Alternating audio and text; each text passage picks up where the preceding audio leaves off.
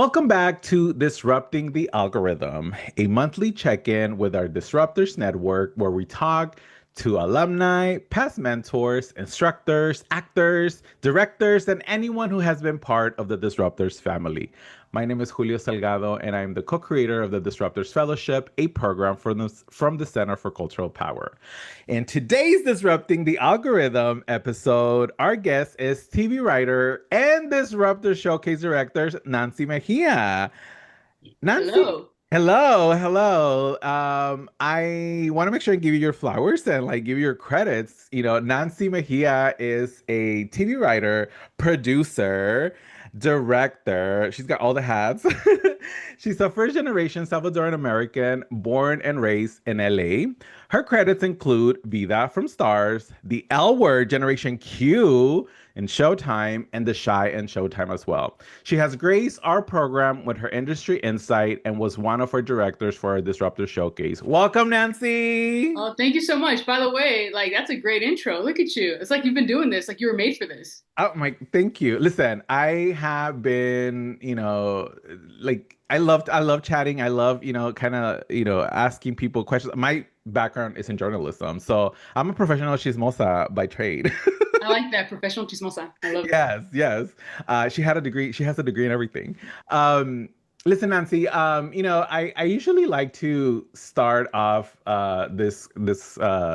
every episode by asking our guest. Given everything that is happening in this Yeah. world, we need to be like something, whether it's art, consuming something that brings us some joy and also as creatives, like keeps our creative juices going. Is there something that you're consuming right now, like a TV show, even reality TV, Yeah. or a book or something? What are you watching right now or reading that is bringing you some kind of happiness in a Yeah, I tumultuous mean, I world? think sometimes when people think about like escapism, it can have like a negative connotation or feel very like superficial. But again, sometimes you need it. So when you can combine escapism with like the rage you're feeling inside, it's pretty dope. So I just actually watched a film called Freaky Tales. I don't know if you've seen it. I Yeah. haven't seen it. I haven't Okay. seen it, but All is it the right. one with Pedro Pascal Yeah, in exactly. It's Oakland? yeah, it takes Oakland based. place. It's like this really like edgy film that takes place in 1980s Oakland. So it's Hmm. like pretty dope. It's really punk, and I'm not gonna like spoil, but I'm just saying like you get to see Nazis being sliced up with a samurai sword. So Yep. I think it's pretty dope. And then another thing, actually, when I write, I listen to a lot of music, and my youngest brother actually turned me on to Dead Pioneers. I don't know if you've heard of them. No. It's an amazing like punk band that's led by this indigenous spoken word artist. And Mhm. so it's like you combine sort of like the punk rock with, spoken word and sort of like critical cultural commentary. And it's really good music. It's very eloquent rage. I feel like eloquent raging. So it's just like you need to hear it like, yeah, it's pretty dope. What are they called again? Dead Pioneers. Dead Pioneers. Okay, must check out. Yeah. I definitely, yeah, you're right. Music, for me it's a very integral part when only when I'm drawing, because when I'm writing, I need silence. I can't. Really? Oh, that's interesting. I cannot concentrate, like, because English is my second language, and so I really need to think about what I'm writing. Mhm. And so music is not music when I'm drawing, is it's when I need it.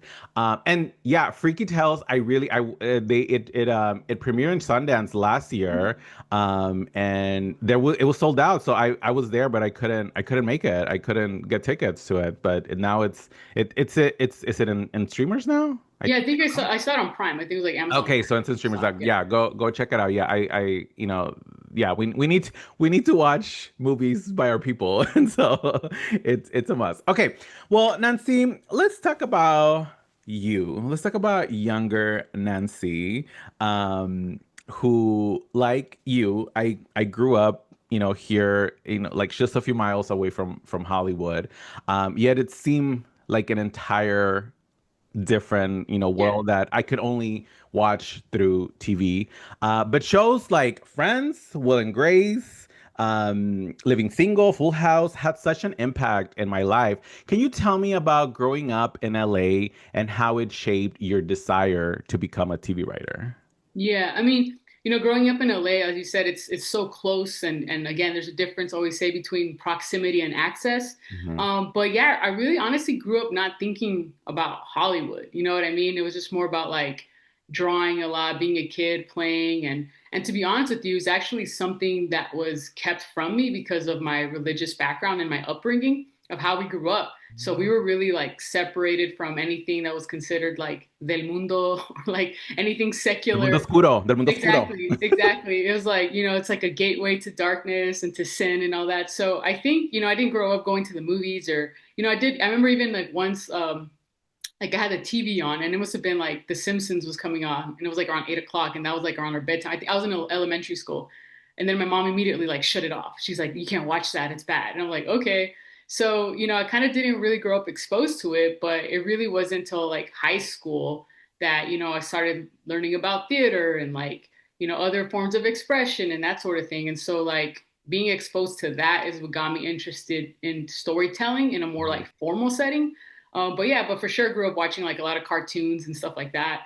But like a lot of kids like us, we don't think about that as sort of a job or a Yeah. livelihood, right? It's more just a pastime or hobby. And so to me, it was more about like, what is it that I find interesting and what is it that I want to say? And I think it's something honestly that I'm still sort of like searching for, right? Because sometimes there's a disconnect between what we want to share and, with the world versus like, because it's such a like commodification Yeah. of like art. So sometimes it's that balance of like, okay, what is it that I want to say?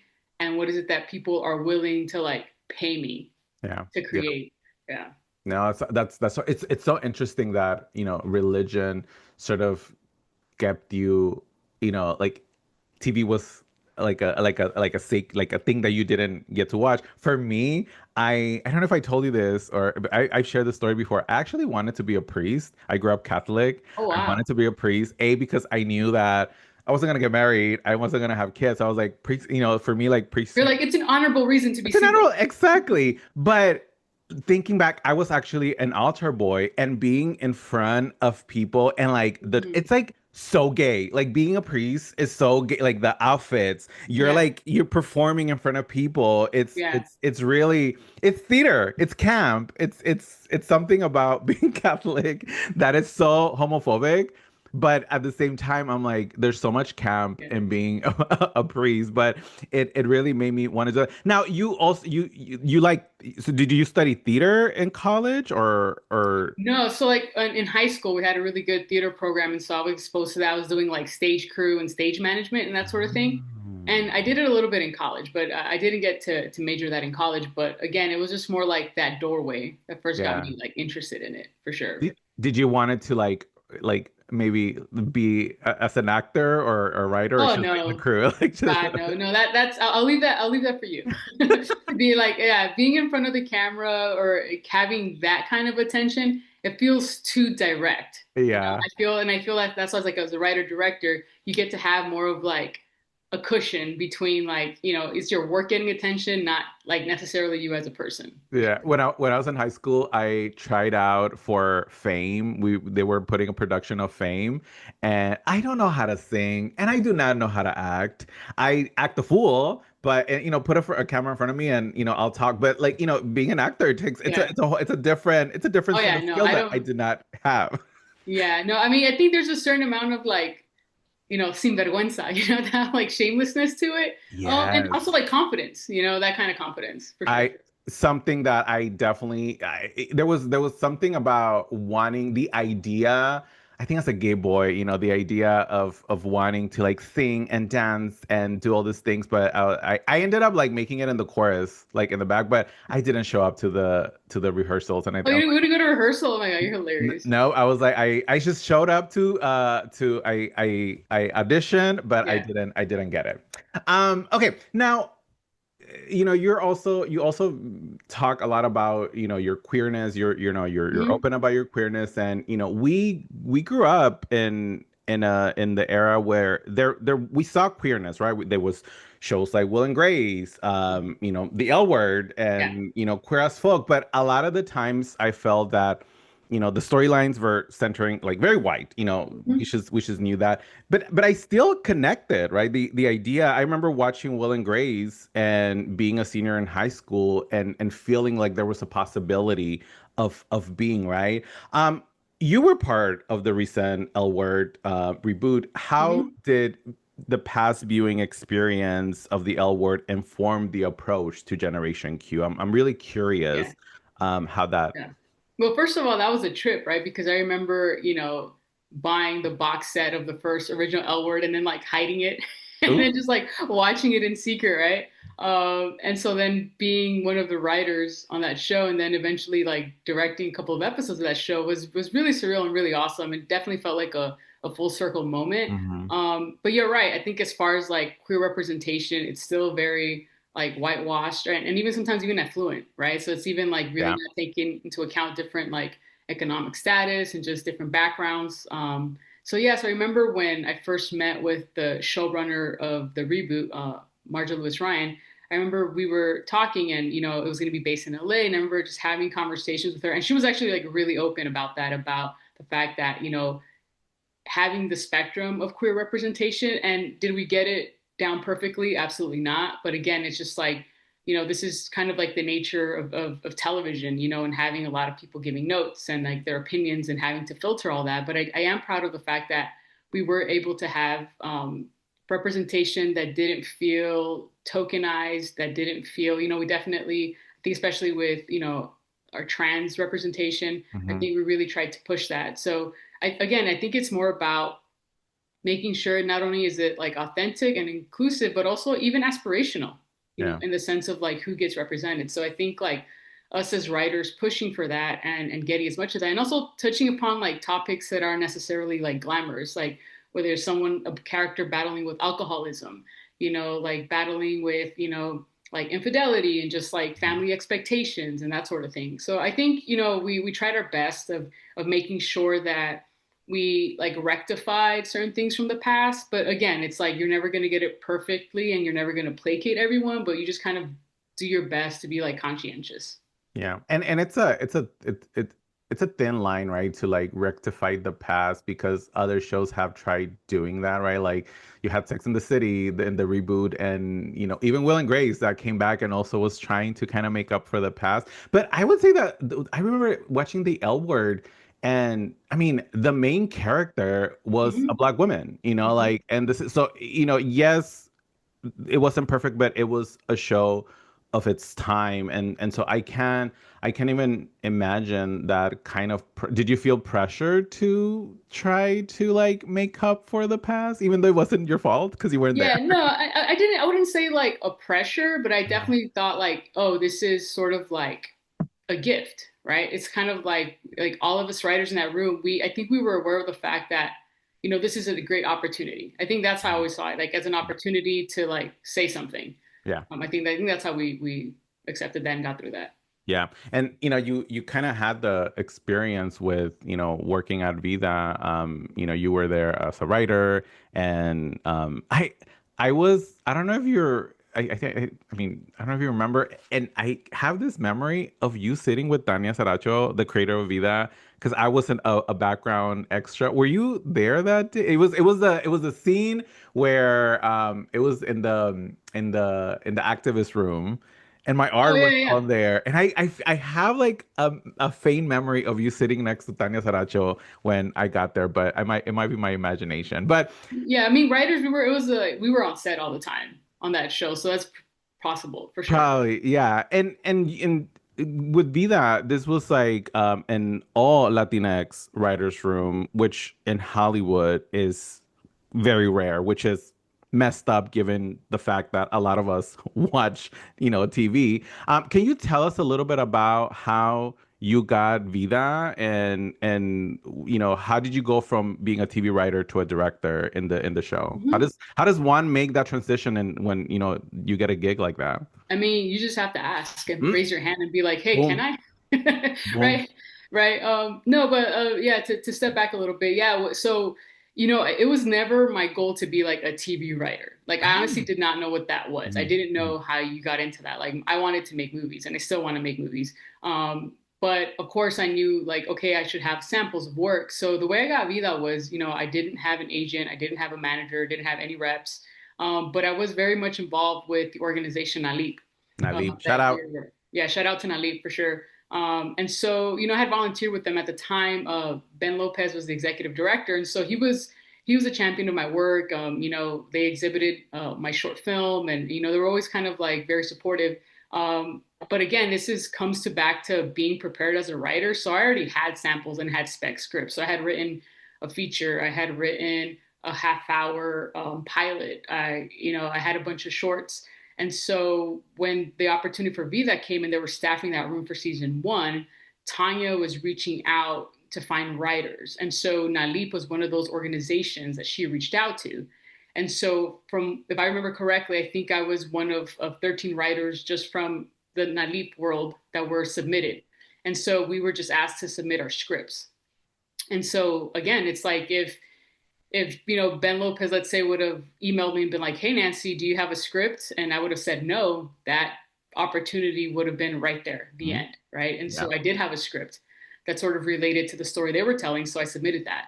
And so after I submitted that script, I remember maybe like about a week later, I got a Facebook message um, from Tanya to set up an interview, and that's really how it happened. It was a very organic process. At first, like having the work sample, then Yeah. going through the first interview, then going through the second interview, and just that whole process, and that's how I got staffed on Vida.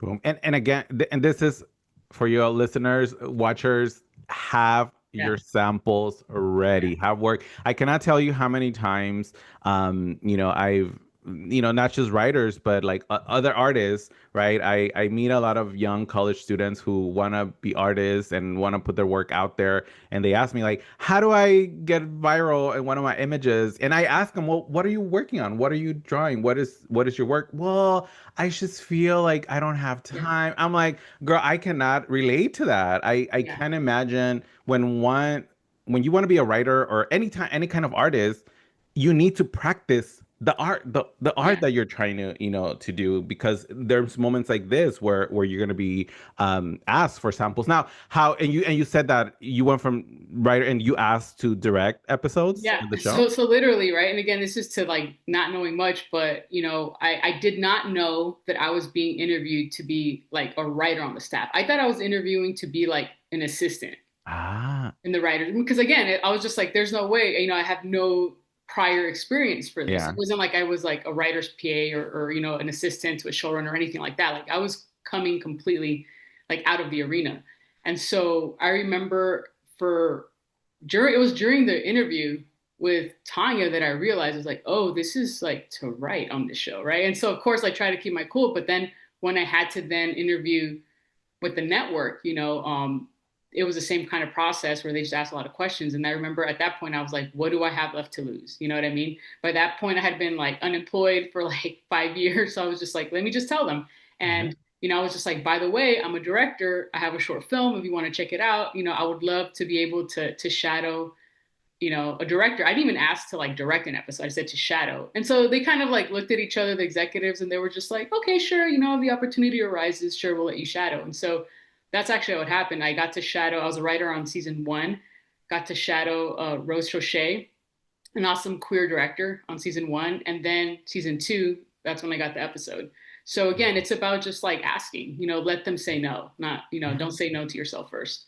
Yeah, I think, I mean, this industry, it's not it's not a place for the shy, for people No. who are shy, because it's really about putting yourself out there, right, and not being afraid.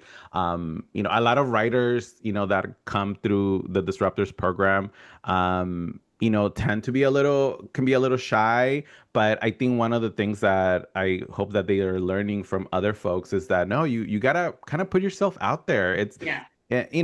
We do it when we're dating. You gotta see this work as dating. You gotta put yourself out Yeah, I there. mean, and that's tough, right? Because at the same time, it's like you do have to have like a level of self-awareness, right? Because Sure, also you can't be like present yourself and then like have nothing to back it up, sure. right? So it's like that balance. And I'll be honest with you, I struggle with that, believe it or not. I think I'm comfortable with people once I know them, but I'm always afraid for things to feel like transactional, I mean, and having those sort of like superficial relationships. But a lot of it is just getting to know people and just Yeah. like making them aware of your work and yourself. Yeah, yeah, no, 100%. Speaking about the other Shy, you've also been directing on the Shy, which is, a Showtime show. Its creator, Lena Waithe, has been at the forefront of some groundbreaking storytelling in TV in recent years. What are some lessons that you've learned from Lena while working on the Shy? You know what? What I've learned is the fact that she knows how to build a team around her. It's Mm, just like it's hiring the right people and then just trusting them to do the work. I will say that from all the directing experiences I've had, I feel like being on the set of The Shy is has been the most empowering one. Where I don't feel like anyone's like looking behind my back and micromanage. So it's just like I think that level, like I think of freedom and trust for me, it kind of encourages me to even push further and like do my absolute best. So I think that's what I learned is just like trusting the people that you bring, that you collaborate with. And yeah, and that's been just such a like amazing, life-changing experience. I've met like amazing people working on that show. And yeah, like I definitely have like a love for Chicago because of that show, because we actually go and shoot in Chicago. yes.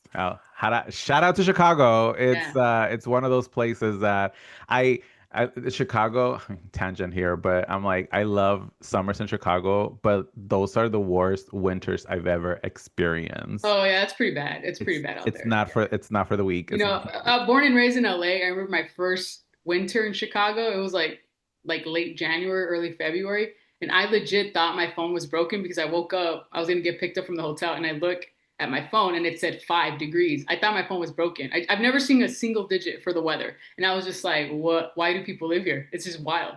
But yeah, it was crazy. It was an experience for sure. Yeah, I think as Southern Californians, we're we're used to like perfect weather, and once we hit like that little, it's a too hot or too cold, we Yeah. are crying. But I do remember my face feeling like it was gonna fall off in that wind. It was not cute. But shout out to Chicago Shout still. out to Chicago. Now you've mentioned even despite having being part of this amazing shows, you've mentioned being frustrated that you still get offers for shows like about carteles and quinceañeras, which is nothing wrong with doing shows about those things and giving it our own twist, right? But why can it be frustrating to only be seen as a person that can only work on those projects?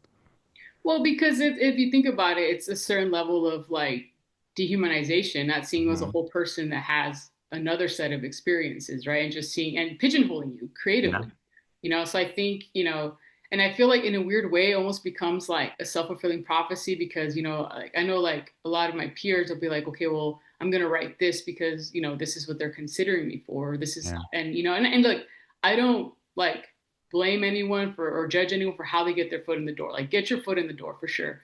But it's always going to be a grind. Like that's never going to stop. And so to me it's about like, working on projects number one that like you believe in, that you like feel like you can contribute to, and like with collaborators that you feel like you can have like a mutual respect with. Again, like not everyone's going to like be on exactly the same page, but as long as you can have like healthy discourse and conversation about the work, I think that works. And so I think the problem with what I feel, and it's crazy because it was that a specific week where I got offered, and again, and don't think that these were like jobs that were going to pay me. These were development. So it's just still like, oh, let's develop this. So I'm like, oh, absolutely not. It's just like, yeah, it's like you want like me to culturally polish this and Yeah. then, to get ideas or whatever, and maybe not really compensate me like the way you should. So then that's where it becomes like really tricky.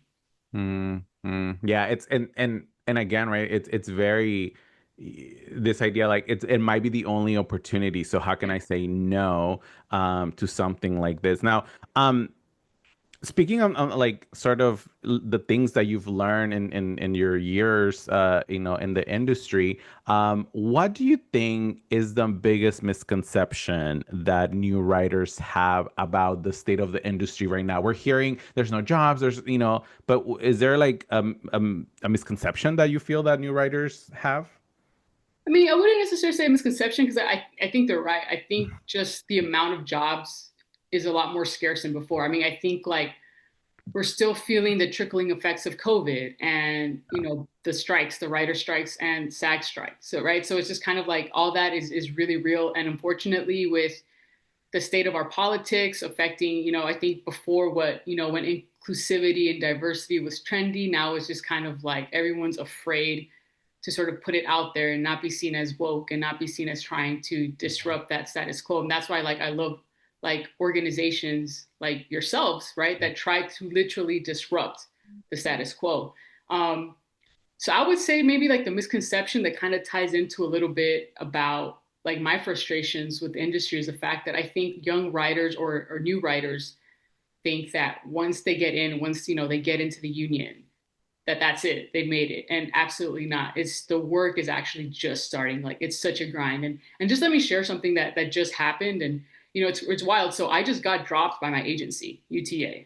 So it's wild because I've never and I hope this doesn't come across as bitter because it's not, but it's just because I think we're always willing to share like the successes and just sort of like the Yeah. wonderful stuff that happens, but there's also like the real business transactional like callous moves that happen behind the scenes. So, I haven't worked in a long time because, as far as writing, so I've done a lot of directing gigs because I'm Hmm. part of the WGA and the DGA. So on the DGA side, I've been like a little more consistent. On the WGA side, it's harder to get like writing gigs and that sort of thing. And so I remember just like legit like emailing my agents and being like, "Hey y'all, it's getting kind of scary out there, and like I want to upkeep my health insurance." So literally, this is just about my health insurance because I recently like had an accident, and so I was just like, "Oh, like this is like a very adult real world thing that I have to worry about." So like I need a gig, and I was just like, I'm not going to be picky, just whatever room, whatever script, whatever, like I'm game. And so they coordinate a call like later, and I'm thinking like, okay, cool, we're gonna game plan this, and like literally the conversation was right now we don't have the bandwidth, to help you with this and develop you. And I think it's time we go our separate ways. And I was just like, whoa, it was just kind of like out of left field. And of course, like you have to be a professional. And I get in the sense of like, they don't make money unless you make money, right? Like they work off a commission. And I don't know the types of pressures that agents are feeling right now because if a lot of writers aren't working, then I know a lot of them are making money. And I've heard of agents like completely leaving the industry right now. Yeah. And so and it was a bizarre conversation because I'm just like, number one, all these jobs I've had when it's the shy, Vida, the L word, my agents didn't get me those jobs.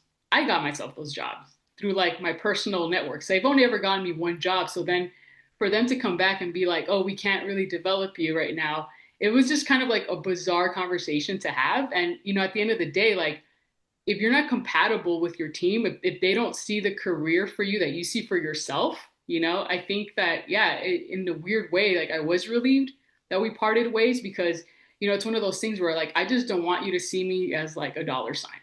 Yeah. And I get that that's a reality of it, but like, I'm also more than that. And so to me, it's just kind of like, okay, I still have managers, I still have my lawyer, I still have reps. But that was a kind of like a wake up call that I just got. And this just happened like last week. So, and then a lot of my friends that I talked to, they're like, what do you mean? They're like, but like, you've done this, you've done that, you're working on this. I'm like, yeah, but if they don't see the value in it, again, you can't force them. You can't force someone to be like enthusiastic and excited about your work and like champion you and advocate for you. So like, instead of forcing it, it's just like, you just kind of have to, again, like advocate for yourself. Yeah, no, I hear that often, right? Like this idea that once you've, as you mentioned, once you made it into the union, once you've get an agent, like things are gonna open up for you, but they don't. They still, you still have. Yeah. We are in. It's just being an artist. Being an artist is a choice. Yeah. It's a choice where you really have to love the craft because there's this other things around that I'm not a huge business person, Right. I'm not business savvy, but I'm having to learn all this Yeah. things, contracts and all that stuff because it will kind of kill your motivations, but I'm glad that you're still going at it, Nancy, and I mean, yeah. I don't know. It's because I was raised with negative reinforcement, but now I'm just kind of like, it kind of lit a new fire under me. And I'm like, all right, y'all, I'm gonna show you. Like, okay, like, cool, you know? exactly. Like I don't know, being when you grow up, as an immigrant, as other Mhm. like this is not new for us. We know No. we just we work around it. Like I've been working since I was 14 years old, and I've never been, without. There's always a hustle. There's always something Yeah. to do, and maybe perhaps we are living in a world of like the hustle mentality, and like it's gonna make us tired. But like in the meantime, the house payments, the bills, like they're accumulating, and you have to do what you have to do. So, Yeah. listen. Exactly. Yeah, as we're kind of coming to an end, Nancy, to our conversation, I'm curious. Is there? I mean, you've kind of giving us a lot of great advice, but is there an advice to it's just anybody who's trying to pursue the world of industry, an advice that they're not listening or they're not hearing enough of? Hmm. Like I would say when it comes specifically to being like a writer and writing, I'm like, it's just who you are. You don't have to prove it to yourself. So like Yeah, if you have to have that day job, like don't have shame about that. You know what I mean? I think a lot of people feel like they're failures or have some kind of shame around maybe doing some other work. yeah, And I'm just like, no, like you have to have, financial stress is a real thing and it's something that's going to hinder your creativity. So do whatever you have to do, like we said, to pay those bills, to make sure that you have the essential things that you need and then write. So I think that's another thing that, like a lot of people are facing, especially even people that already have worked as writers and seeing again the scarcity in the industry and then maybe thinking about like going to teaching or going into other industries. And again, it's not a failure, it's a pivot. That's what I always say. Like nothing is forever. So just yeah, pivot, sort of like reorganize yourself because at the end of the day, it's about having that resilience to just kind of like keep going. Like you said, like you have to love this. You have to yeah, love this in order to keep going. But again, it's just kind of like adapt and just know that, the hard times aren't forever. Also, like the good times aren't forever. So it's just kind yeah. of like being like realistic about your expectations.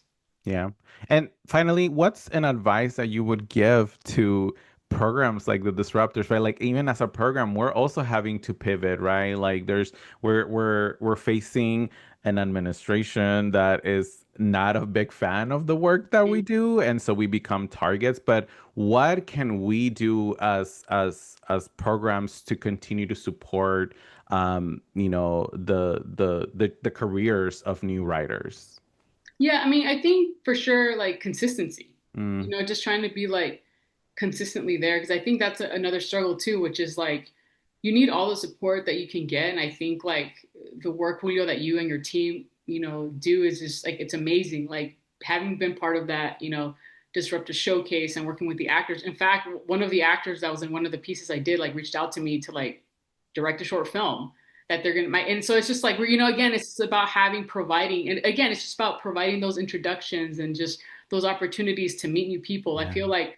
I feel it's not a matter of you doing more. It's just like keep doing what you're doing. Mm, Because I'm sure there's moments where y'all get tired and y'all feel like, is this worth it? Like, oh my God, because it's a lot of work that goes into it. yeah. A lot of a labor of love for sure. But I do think at the end of the day, like you are going to start seeing like fruits of that labor. Yeah, yeah, and we are seeing it. We're so happy when we hear that one of our alumni joins a writer's room or like they make a film and and they're collaborating with each other. I'm so Yeah. happy when I hear that folks are like, "Oh, I invited so and so to work on my project." I'm like, "Yes, our work, those are the ways that we're seeing the successes." So, Yeah, for sure. For so sure. yeah, Nancy, where can people? Is there something that you're working on right now that you can share?